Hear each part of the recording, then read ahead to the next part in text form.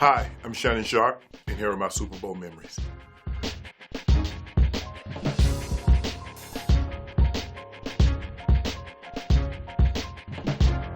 The way that I could show my brother that I appreciate everything he had done for me up until that point was to give him the ring.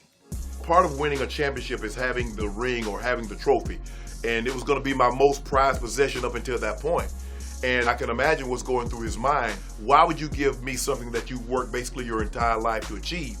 But the reason that I was doing that is because the reason why I was there was because of him. Everything that I wanted to be as far as a man, as far as a person, as far as a professional athlete was because of him.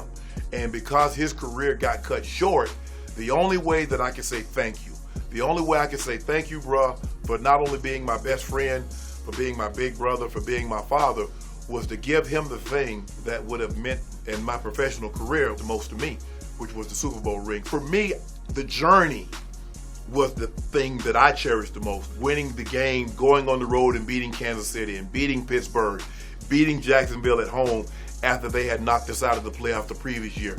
The journey was something that I enjoyed way more than the ring. For us, we felt that football was going to be the way. Someone was going to give us a scholarship to go to school, to play football, something that we had become very good at. That was going to be the way that we were going to provide for our grandmother and for our own families. And so for us, that's what we talked about. All those times that we were working out on the farms, all the times that we were cropping tobacco, picking up pecans, clipping onions, catching chickens, everything always led back to we're going to go play professional football and we're going to get Granny out of this situation. All those things that we worried about as kids, that she worried about, was there going to be enough food on the table? Was she going to be able to pay the phone bill? All the things that she had worried about for basically her entire life was going to go away at some point in time. And so that's what drove us. That's what drove me. I was not much of a partier. I remember playing high school games. When the game was over, I would come home because my grandmother was home alone. Everything that you saw in the NFL, I had prepared my entire life. The way I ate, the way I slept, the way I lived my life was to get to that point. And he and I spent many a night talking to each other, riding that school bus, walking about what we wanted to do with our lives. And it always came back to get Granny out of this situation.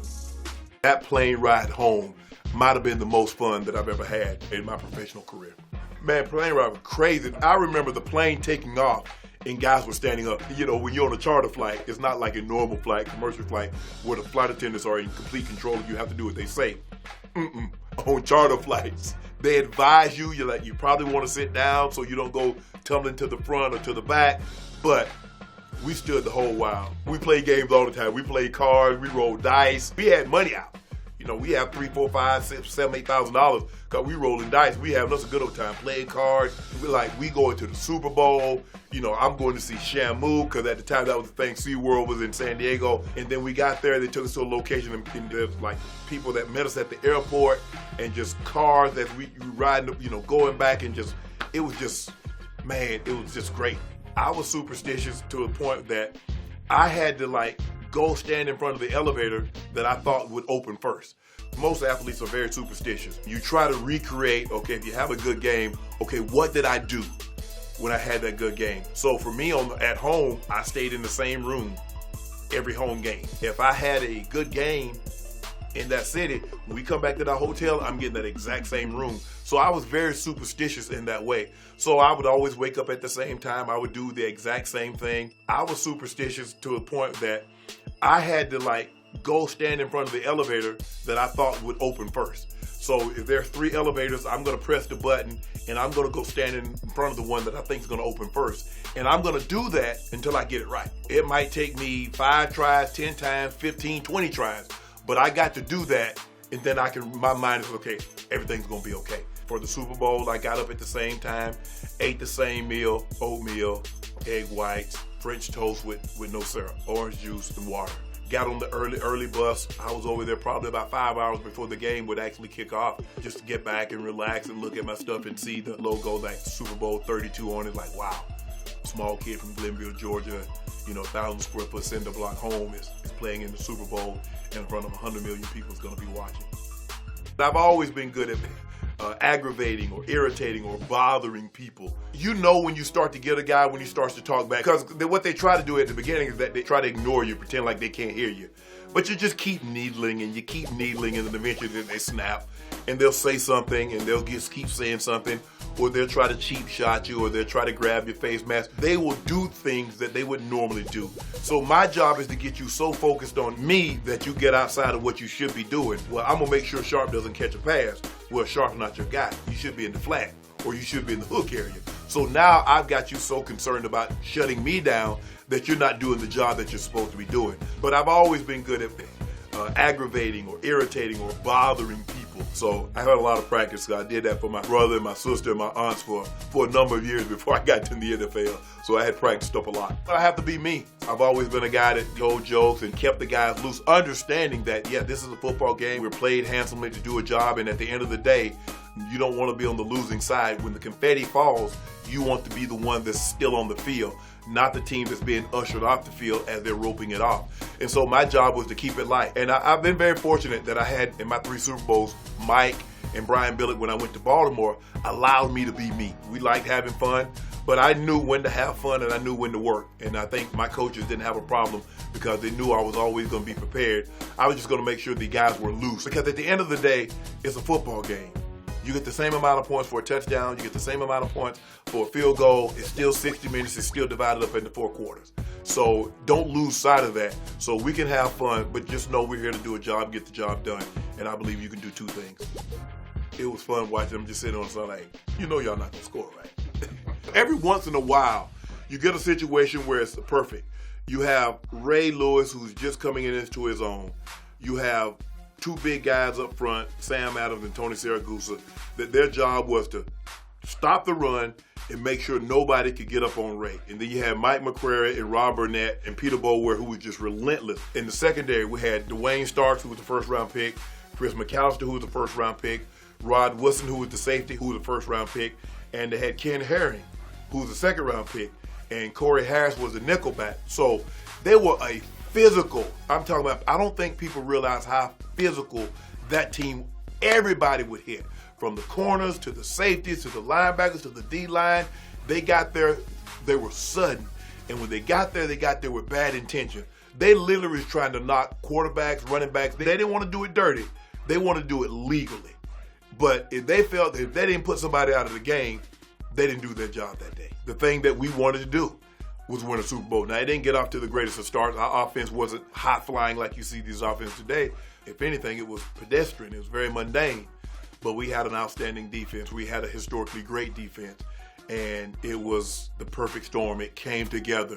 We started to do enough offensively. We could catch you in the wrong defense at the right time, get a big play. Jamal Lewis ran the ball exceptionally well. Trent did a great job once he came in and started of not turning the ball over.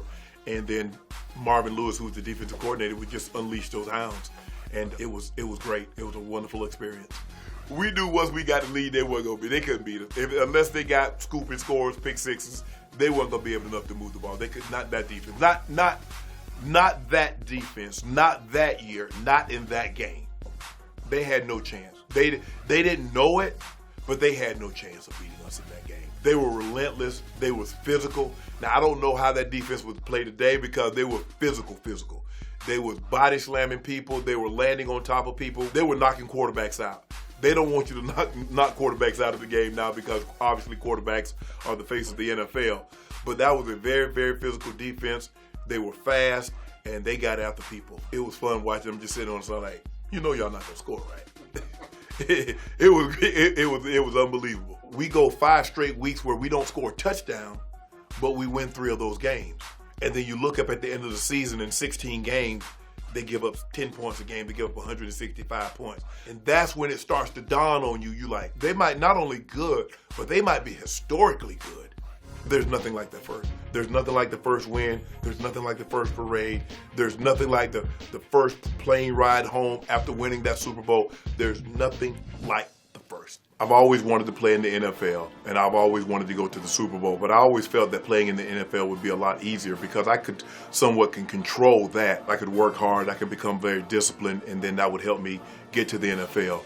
But to win a Super Bowl, you also need a lot of other guys to be disciplined, a lot of other guys to work hard. And so it's a total team effort because you need your offense, you need your defense, you need your special teams, and you need the guys to come together for a common goal. The most important thing is to win. And we have a lot of unselfish guys, and they put team before self. We accomplished a lot individually, but the main goal was to win the Super Bowl. And I just remember, thinking that my hometown was going to get a chance to see me play in the Super Bowl. Obviously, my mom was going to be in attendance, my kids, my sister. My brother was working for ESPN at the time. My grandmother didn't fly, but she was going to be at home and she was going to be watching. And she was going to be watching her baby in the biggest professional sporting event in North America, which is the Super Bowl. It's something that you always dream about. The game was so intense. It came down to the last play of the game, and I remember when John Mobley knocked that ball down from Mark Chmura, and it just seemed like everything just went in slow motion. And then you see the emotion spill. We start to run on the field because at that moment we realize we are the world champs, and there is no greater feeling. That's why you play. That's why you eat the way you eat. That's the way you train the way you train. That's why you lift all those weights, is to be a champion. And at that moment, we were world champs. This was the first time that the Broncos in Bronco country got an opportunity to celebrate. We got the world champs here in Denver. There's a parade and there's like 650,000 people, and I've never seen that many people at one particular time. And everybody's in orange and everybody's in blue. The exuberance and the happiness. This was the first time that the Broncos in Bronco country got an opportunity to celebrate. We got the world champs here in Denver. I was very fortunate. I won 3 and 4 years that all have a special place and mean different things. But there's nothing like that first. There's nothing like the first win. There's nothing like the first parade. There's nothing like the first plane ride home after winning that Super Bowl. There's nothing like the first.